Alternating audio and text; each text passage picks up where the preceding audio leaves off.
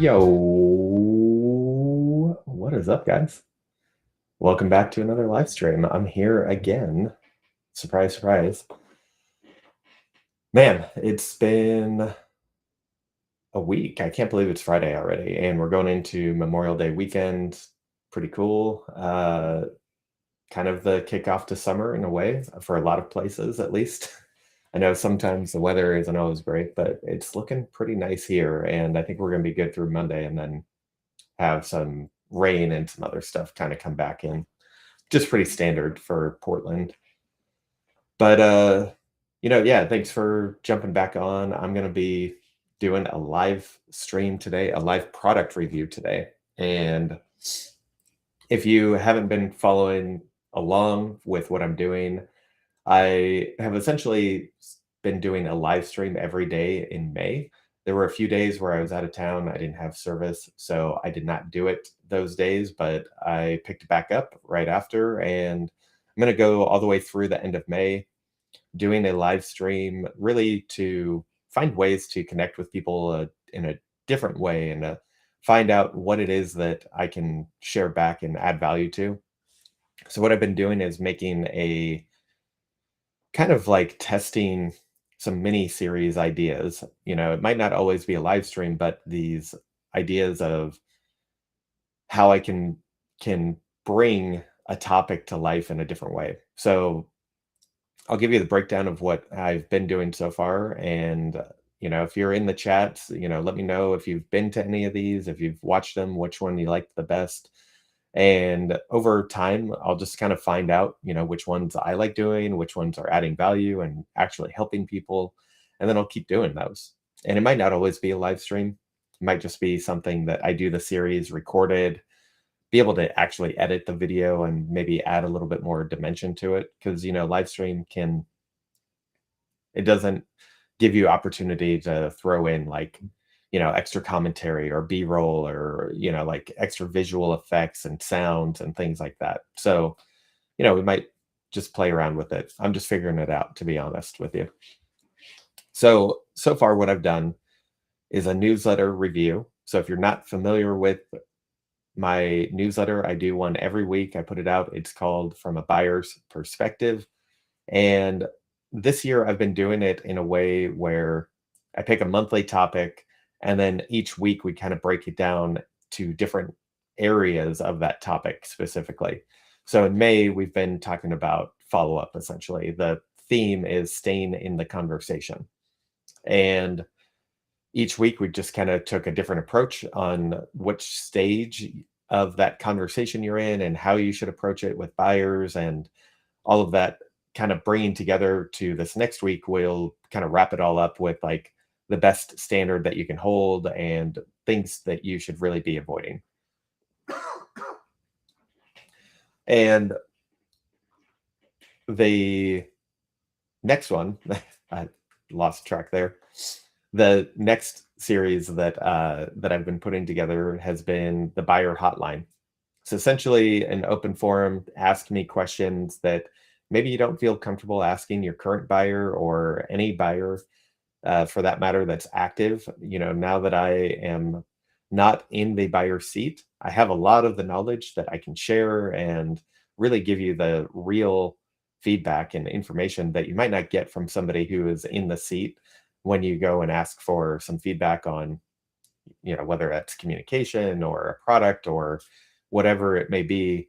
You might be getting some filtered advice or feedback because of, their role essentially and their obligations to the company. I don't have that anymore. So I really encourage you, throw it in the comments. If you guys have questions, if you want to know what the real deal is, like I can't give away obviously like sales data or things like that, but I can really give you the actual perspective from buyers. Then next one that we've been doing has been the Battle of the Sets. And I really like this one because, I'm a buyer at heart and I've been in retail. So it's a lot about the merchandising and how each retailer approaches a different category for their own customer. So when you think Battle of the Sets, the way I look at it is there's one category and two retailers, and we're putting them together, not necessarily head to head, but we're just talking about how they each approach the category, what I like, don't like, maybe some gaps or opportunities with, item assortment or pack out efficiency, merchandising vertically versus horizontally, all those different things that a buyer thinks about, which is often missed by the sales rep. And we can talk about this all day long. This is a whole other topic, but if you start getting that information from a buyer and like how they approach a category, you can start talking to them in the same way, and they're going to have a little bit more respect for you, understanding that when you start picking up these little nuggets about why, you know, a a buyer might not go horizontal block, or they might go vertical block, or they don't need 8 facings on their top selling SKU. They only need 3 for this reason or whatever it is. That information can be used to help strengthen your relationship with the buyer. And it's very I think it's probably one of the most, like, can't think of the word now. It's like underrated. It's probably underrated on how impactful it actually is to be able to speak and understand what the buyer is going through to build that empathy and that strong relationship. And then today, we're doing the live product review, is where I will grab a new product I haven't tried before, and I'm gonna bring it on here. And we're gonna talk about it not just to do a taste test, but to actually check the product out like I was in the buyer seat. If a product was sitting in front of me for a category review, or if I'm at a trade show, what are the things that we are looking at? And we're going to get into that today. So I'm excited for that one. It's not, like I said, just about taste test, but we will do a tasting at the end and really give you the full spectrum of,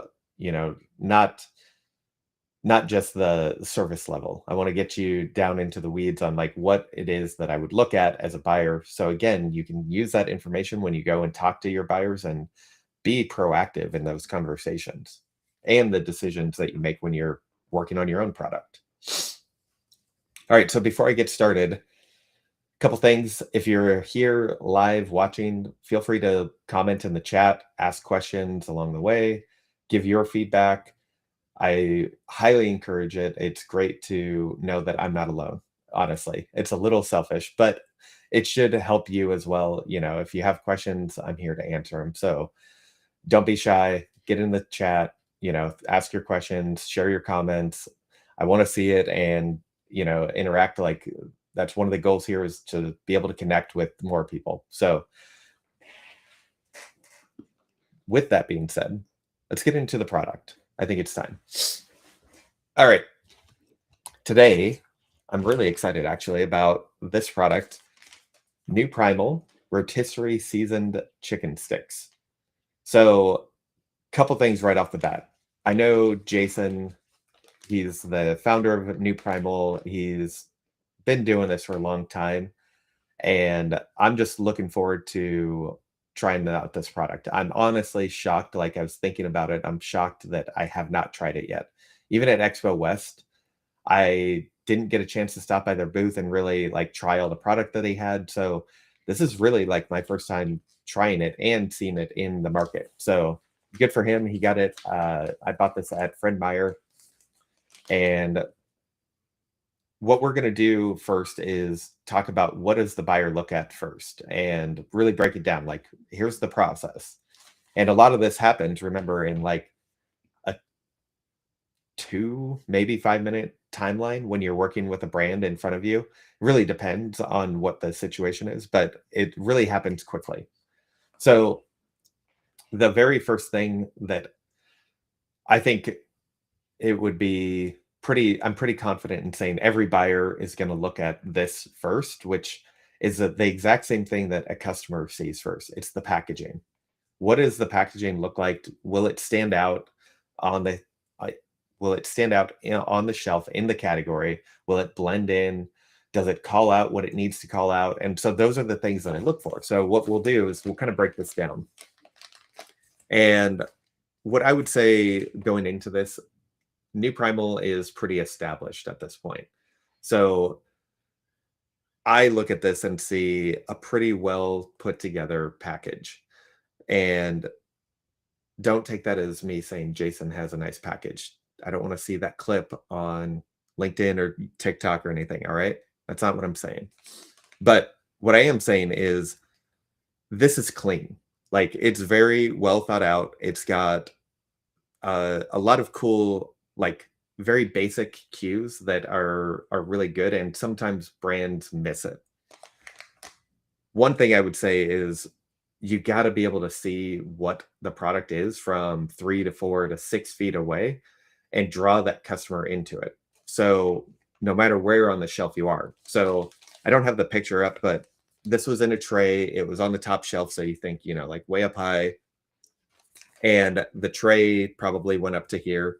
So what I saw was the brand, the flavor, and like the actual product. And then down here, I believe this was visible as well, zero sugar. So some 3 key points there.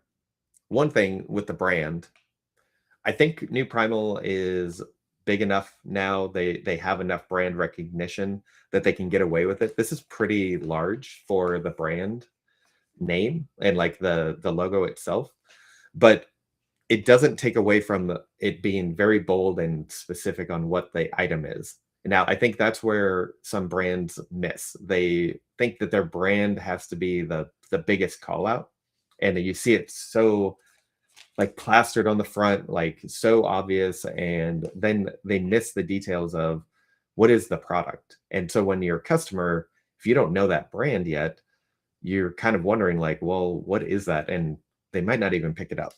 So I always lean towards make sure that you have the product itself. What is it? What is the function or whatever it is that you have to call out? So this is very clear and it's bold in here. Rotisserie seasoned chicken sticks. Very simple, very straightforward. And again, it's big enough that even though New Primal was big in the font and everything else, it didn't take away from me being able to see what this product was. The other thing here too is, like I said, this was showing where it says full flavor, zero sugar. So a lot of people right now are on a zero sugar thing, or they're trying to just be better, healthier. And Meat Six specifically has been in this trend of zero sugar. So it's a big call out right now, specifically in this category. You want to be paying attention to that. And they do a great job of calling that out. Again, bold. It's right there in that like space where the eyes can quickly scan and read it. It's got the window where you can see the sticks in there. Honestly, I don't know that the window is necessary, but I don't know that it also takes away either, because really you're just seeing the packaging on the inside. It's not like you're seeing the actual stick because these are pre-packaged inside. Now, if this was loose product, where it wasn't pre-packed for on the go and it was just, hey, there's 5 sticks in here and they're open, maybe it's a resealable bag, I could see the window being there so that the customer can see the actual product. This probably not really necessary at this point to me. I don't know if there's a cost premium to that. So Jason, if you're watching this, maybe that's something to look into. You have the on the go kind of mentality here. And if you can get a bag that doesn't have that, you probably could utilize that and use it in a different way, maybe. All right, so packaging. Like I said, there was a tray. I can't remember exactly what was showing here. I know that this was right here, but I don't know if these were.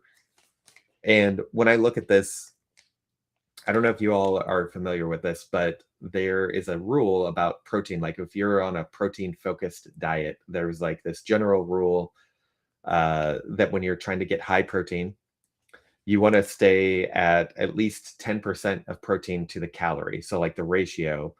So in this scenario, it's 60 calories per stick and it has 10 grams of protein. So it exceeds the ratio. Like if it was meeting the 10% ratio, it would be just need to be 6 grams of protein to be matching that high protein kind of threshold. So this almost doubles that. So that's a great call out for people that are really focused on protein.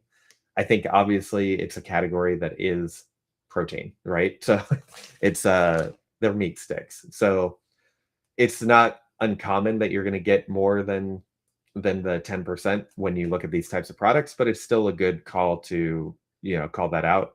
And protein for anybody right now that is doing GLP-1 or they're on a fitness journey of some sort, it's on their mind. And that's a big trend right now. So I think overall good call out here. He's got a couple certifications for gluten-free, Whole30 approved, and then that's pretty much it for the front there. And what I would say again, like what I'm looking for as a buyer in the packaging, is it gonna? Oh, you can't see. So, like, can it stand up? I actually didn't cover this. So this is one important piece here is will it actually fit into the set? Will the product match with what the category is, or is it going to stress the category and the shelving merchandising where the buyer might have to do a reset? So really important things to think about when you are newer brand emerging. Sometimes people get a little like too into the packaging and they think that, like, oh, I want to be unique and I want to be different. That's good to some degree, but if you go too far, like if this meat stick was the standard height of the category, but somebody came out with one that was 2 to 3 inches taller, that could be a challenge for the retailer fitting it on the shelf. Or if it was wider, that could be a challenge of how much space it's taking up for the sales that they're getting out of it. And yeah, just to recap, the branding, I think they did a great job on here. Brand, again, they have the recognition, so I think it's fine to have it this big. But really, the big call out here is making sure that it's very clear what this item is from a distance. All right, and then the other thing that I would look at is the next thing that I would look at is this idea of you're going from kind of phases. And one is packaging. It's the very first thing that a customer looks at. The next thing would be, for me, would be the quality, like the ingredients and all of that. So looking at this, on the ingredient list, I'll just read off a few of these things here. All natural chicken raised without added hormones or antibiotics. So the main ingredient is the main ingredient, obviously there. Then you've got a lot of different seasonings. So I'm not going to read them all off, but it's sea salt and then some chicken stock, water, citric acid, and then a bunch of different seasonings. So quality wise, this is what they stand for. Like they want the best product in here. It's very clean. I wouldn't say that, there's anything in here that I would be upset about. There's quite a few ingredients here, but they're all like fresh whole foods and seasonings. So I again, like I see this as a good to go. I thought I saw something here about they have a statement. Let me see if I can. I thought I saw a statement about the quality. Oh yeah. Flavor you could flavor you crave with ingredients you trust always. So that kind of their guiding light in all of this and their North Star. And you can tell in here. So it's got flavor like rotisserie chicken. Everybody loves that Costco chicken, and it really hit home with that. So, and then the ingredients you trust. So they not only just say it, but they actually match that, which is great. All right. The next thing I would talk about would be pricing. So pricing, this was $13.99 on the shelf for 5 sticks on the go, so like prepackaged inside. Personally, I think, I mean, everything these days, it's getting a little much out there, to be honest. I don't know this category as well, so I couldn't tell you that, like, this is gonna be, in the mid-range, or it's the high end or the low end. But to me, personally, somebody that doesn't have like a, steady W-2 income right now, 13.99, that's 280 a stick, I think. And for 10 grams of protein, I think there's probably better ways for me to, like, if I my goal is protein and, getting maybe a little bit more, there's probably more value or like efficient ways for me to get it with the money that I'm spending. I don't know that I'm really going to be super full after having one of these and spending $2.80. For me, I'm probably not that customer every day. I absolutely love beef sticks, but I don't know that I'm going to be that everyday customer that would be the repeat. Doesn't mean that it's a bad product. That's just, I'm not their customer. And it doesn't mean that it's a bad price either. They have to be responsible with their pricing model and make sure that they can grow and be sustainable with what they're doing with the marketing and sales teams and everything else that goes into running these crazy CPG companies. So, pricing, again, for me personally, it wouldn't necessarily be something that I go out of my way to buy all the time, but I would review that in line with what other items are there in the current set? What other new items am I looking at? How does it compare? Am I going to be trading a customer up or down when I put this item on the shelf? If I'm discontinuing an item that's 10.99, but this is showing velocity that is higher, and I'm now trading a customer up at $3 per item, that's a huge win for a category. And so, if the metrics are there, then it doesn't really matter what the fuck I think. It really doesn't. Personally, it really comes down to, will it serve the category in the best way? All right, so we're don't have too much time. Let's get into the taste. Let's do a taste test. So I'm gonna open it up. I really like in the packaging here too, just a little quick call. Snacking starts here. I don't know if this is just me, but every time I open any type of bag like this, it does not open straight across and even for, I don't know if that's just me. If you have that same issue, let me know in the comments there. Um, wow. I have like really bad allergies, and I could smell that rotisserie chicken smell like instantly as soon as I crack that open. And I'm having a hard time breathing right now. Like, okay, so we've got 5 individual wrapped products. I'm going to open one up. Before I taste this, I want to forewarn you. I've tried plenty of chicken and turkey sticks like this before. I'm typically not a fan. I wanted to try this. It's rotisserie chicken. I love rotisserie chicken. I want to support Jason and New Primal, but I'm typically not a fan because they're usually dry, and I end up, it's almost like, I feel like the beef sticks should be more, a little bit easier to chew and eat, but like, I with those, I just feel like I have to drink water immediately, and I'm sitting there chewing like I am like a regular jerky. So I'm not usually a fan, but I'm interested in trying this out. And let's see, is it going to be dry or is it going to be moist? Do you like the word moist? I don't know.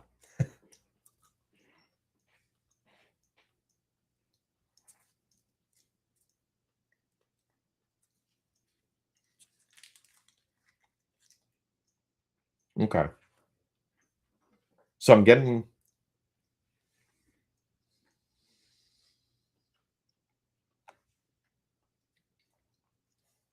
the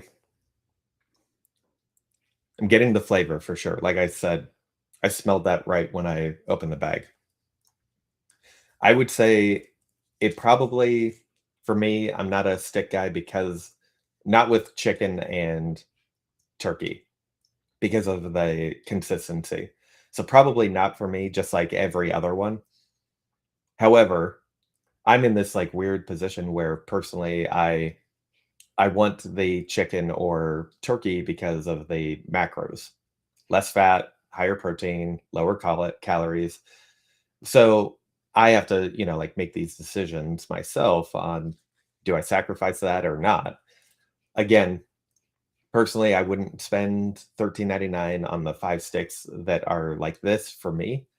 I would go and use that elsewhere. But if you're into a chicken stick and you are able to, afford buying this and that's your like go-to, I would absolutely say try this because although it is still a little bit, like drier or consistency is a little bit harder, tougher to chew than some of the other, sorry, than the pork alternatives or the beef alternatives. Uh, this one is definitely leaps ahead of the other ones that I've had. Again, it still kind of has that similar texture, but much better, and the flavor is killer. So overall, very good. Again, as a buyer, you don't buy for yourself; you buy for the customer, you buy for the category. So that's where I would land on it. Jason, don't take it personally. Hopefully, you don't see this and disown me or like ban me from LinkedIn. But uh yeah, so wrapping it up, the one piece that I can't share here or like really explain and give live examples of, let me recap. We've gone over packaging, quality and ingredients, the taste, and the pricing. The other thing that we would look at is the support. Like, how does the brand support being on shelf? So, as a buyer, that's what I would look at. What kind of programs are you running? Are you doing promotions? Are you doing demos? Are you doing, like in-store events or BOGOs of some sort? Or, what is it that you are going to do that once you land on that shelf, you can get into the customer's cart and build that repeat business? So that's kind of the full spectrum of what I would look at in the meeting.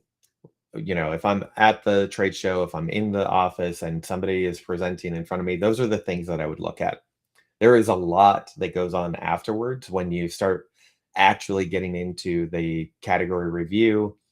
You're looking at movement internally and through spins or Nielsen. You're doing a lot of more the due diligence because a lot of this when you're in the moment is about feelings and it's emotional, even though there are things like the pricing that tie it to, like a more tangible thing, but emotion about what you think of the product, the rep in front of you, and the brand itself, and how it will work in your store, that that is only part of it.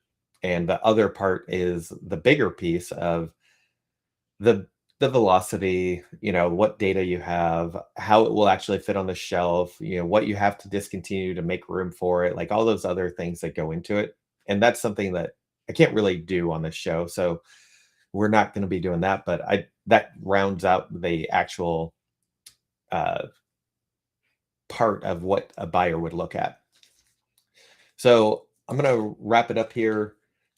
One thing I would say is if you're watching this live or watching it afterwards, give some comments. Let me know what you think, especially about these series that I'm doing. If you can share, if it was helpful to you, if it made you think, made you really see a different perspective that maybe you didn't know before.